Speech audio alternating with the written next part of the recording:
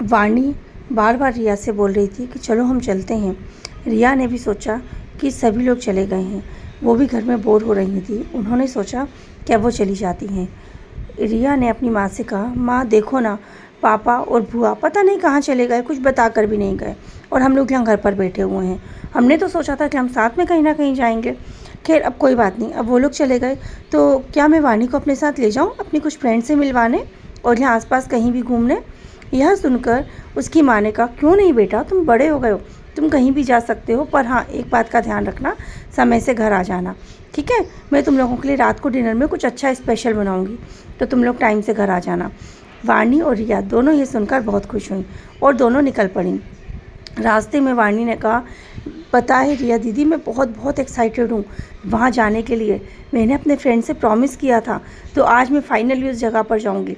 और पता है मैं आपको कुछ बताना चाहती हूँ, अभी जब हम लोग आ रहे थे ना, तो मुझे छोटी माँ ने कुछ तस्वीरें बताई, कुछ ड्राइंग, जो उन्हें ये तो नहीं पता किसने बनाई है, पर हाँ मुझे ऐसा लगता है कि वो ज़रूर मेरी माँ ने बनाई होंगी। देखिए ना, मैं आपको बताना ही भूल गई, क्योंकि वो फाइल पूरी छोटी माँ के पास थी। उसमें पता है आपको उस पेड़ के बारे में है, उस पेड़ की तस्वीरें बनी हुई है। मैं बहुत एक्साइटेड हूँ। रिया बहुत खुश तो थी, पर उसे समझ नहीं आ रहा था कि वाणी आखिर उस नॉर्मल से पेड़ के पास जाने के लिए, देखने के लिए इतनी एक्साइटेड क्यों है। खैर जो भी है, उसने प्रॉमिस किया था वाणी से, तो उसे वहाँ ले जाना था। ये लोग जाने लगी। थोड़ी दूर का सफ़र तय करने के बाद ये लोग आखिर उस पेड़ के पास पहुँची गई। जैसे ही वाणी उस पेड़ के पास आई, उसे एक अजीब सा सुकून मिला।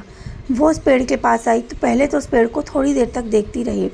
उस पेड़ को देखकर भी ऐसा लग रहा था जैसे कि वो पेड़ भी आज अलग ही तरीके से लहलहा रहा था। जो पेड़ हमेशा मुरझाया हुआ सा रहता था, आज अचानक उसमें हरियाली दिख रही थी। बहुत अच्छा दिख रहा था वो पेड़। और हवा का एक तेज़ झोंका तभी वहाँ आया। खूब ज़ोर ज़ोर से हवा चलने लगी और वो पेड़ खूब ज़ोर ज़ोर से हवा हिलने लगा।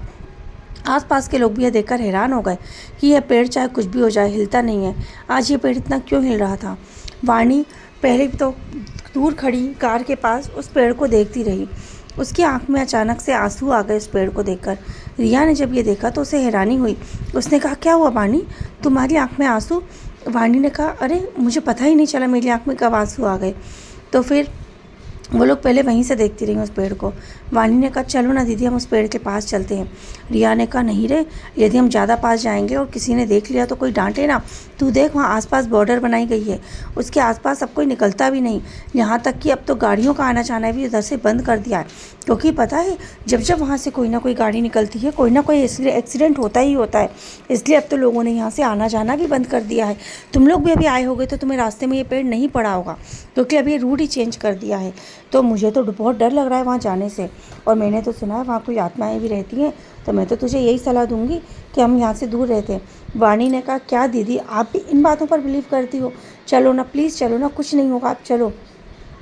वाणी ने बहुत जिद की और उसकी जिद के आगे रिया को झुकना ही पड़ा और वो दोनों उस पेड़ की तरफ आगे बढ़ने लगे। जैसे जैसे उस पेड़ की तरफ आगे बढ़ते जा रहे थे, वाणी के दिल की धड़कन और तेज़ होती जा रही थी। उसे थोड़ी घबराहट भी हो रही थी और अच्छा भी लग रहा था। उसका मन हो भी रहा था कि उस पेड़ के पास जाएं, और उसका मन ये भी कह रहा था कि रिया उसको बार बार मना कर रही है उस पेड़ के पास जाने को, तो कहीं कोई गड़बड़ तो नहीं होगी ना।